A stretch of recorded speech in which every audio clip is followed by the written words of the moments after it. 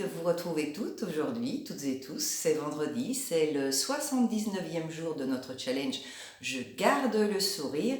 Et aujourd'hui, vous pouvez vous douter qu'il fait un temps absolument abominable aux Pays-Bas. C'est donc pour ça que je vous retrouve à nouveau dans ma cage d'escalier. Vous la connaissez, n'est-ce pas? Au début du challenge, j'y étais souvent. Alors de quoi est-ce qu'on va parler aujourd'hui? Eh bien, comme le nom l'indique, ce sont toujours les regrets, pas les remords. Certains d'entre vous connaissent probablement la chanson de Michel Berger. Ce sont toujours les regrets, pas les remords, qui nous rongent. Et après ça, on a aussi la phrase célèbre d'Oscar Wilde qui nous dit « Il vaut mieux avoir des remords que des regrets ». Alors ça vaut la peine de se poser un petit peu la question, c'est quoi la différence entre les deux? Eh bien disons que le remords, c'est quand on a fait quelque chose et qu'après on s'en mord un peu les doigts. On a un petit peu de culpabilité, on se dit « Oh là là, j'aurais mieux fait de ne pas le faire ». Il y a une petite notion de culpabilité. Et le regret, c'est plutôt lié à quelque chose qu'on n'a pas fait et qu'on aurait peut-être voulu faire. D'ailleurs, il y a eu pas mal d'études qui ont été faites avec des personnes en fin de vie.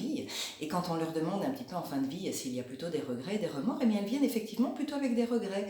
C'est pas tellement j'aurais pas dû faire telle chose, c'est plutôt j'aurais dû passer à l'action, j'aurais dû faire telle chose et je l'ai pas fait. Et ça me pèse. Et ce qui est intéressant, c'est qu'il y a eu des études plus récentes qui ont été faites auprès de personnes entre 35 ans et 60 ans qui ont déjà des regrets à cet âge-là. Et ça, c'est important de le souligner parce que le regret est lié à quelque chose qu'on se dit c'est trop tard. Et ça, c'est le moment où on peut agir. Parce que quand il y a un regret, ça veut dire je dois faire quelque chose. Alors d'abord se poser la question, est-ce que c'est vraiment trop tard? Facile à voir. Parlez-en à vos amis et s'ils vous disent, mais enfin c'est pas trop tard, tu peux encore le faire, déjà vous avez votre réponse. Si vous dites, je regrette tellement de ne pas avoir fait le conservatoire pour être danseuse étoile, oui, il est peut-être trop tard pour être danseuse étoile, mais par contre, je peux encore profiter de la danse classique, je peux encore faire des cours, oui, des cours de danse classique pour adultes, ça existe, avec spectacle, avec tutti quanti. Donc voir un petit peu, est-ce que c'est vraiment trop tard? Qu'est-ce que je peux encore faire maintenant pour justement que ce ne soit plus un regret, pour être passé à l'action et que ce n'en soit plus un. Et puis c'est le moment de voir un petit peu, si c'est vraiment trop tard, c'est toujours le même précepte de Shantideva dont je vous ai parlé plusieurs fois, si c'est vraiment trop tard, à quoi ça sert que je me lamente là-dessus? Si je peux encore faire quelque chose, eh bien je le fais, mais si c'est vraiment trop tard, par exemple, je regrette tellement de ne pas avoir passé plus de temps avec telle et telle personne, maintenant elle n'est plus là, me poser la question, c'est vrai, c'est triste, je le regrette, et à quoi ça me sert de ressasser sans cesse cela? À quoi ça me sert de me lancer des coups de fouet dans le dos? On appelle ça une intention positive. Quelle est l'intention positive derrière le fait de me culpabiliser de la sorte? Donc un petit peu analyser ce qu'il y a derrière, et puis ça se passe souvent par le pardon, de décider, bon ben voilà, je le regrette énormément, j'aurais dû faire ça, je ne l'ai pas fait, mais voilà, maintenant c'est trop tard et je ne veux pas continuer à me sentir aussi mal. Et puis surtout, c'est peut-être le moment de focaliser sur ce que oui, vous avez fait, parce que quand on est dans le regret et le remords, on se focalise, enfin surtout avec le regret, ce qu'on n'a pas fait, sur ce qu'on n'a pas fait, qu'on aurait voulu faire et qu'on n'a pas fait.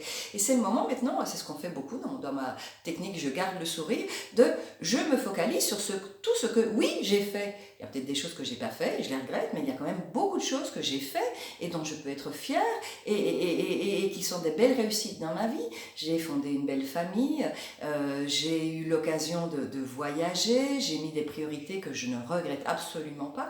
Donc de focaliser un petit peu sur ce que oui on a fait, sur ce que oui on est fier d'avoir réalisé. Donc ça passe par plusieurs actions. D'abord passer à l'action si c'est encore temps et peut-être préférer le faire et le regretter après que de ne pas le faire du tout.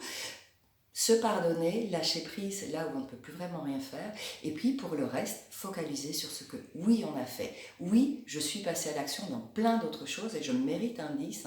Bravo Milena, c'est bien ce que tu as fait. Alors vous aussi, vous avez un souci et que vous aimeriez y voir un petit peu plus clair, surtout ne regrettez pas de vous dire plus tard, j'aurais dû quand même travailler ce thème et je ne l'ai pas fait. Contactez-moi, toutes mes données sont ici en bas dans le descriptif de la vidéo, et puis surtout, pensez à vous abonner, c'est de ce côté-là, à mettre en route la petite clochette pour être au courant de toutes les nouveautés, c'est plus ou moins une vidéo par semaine.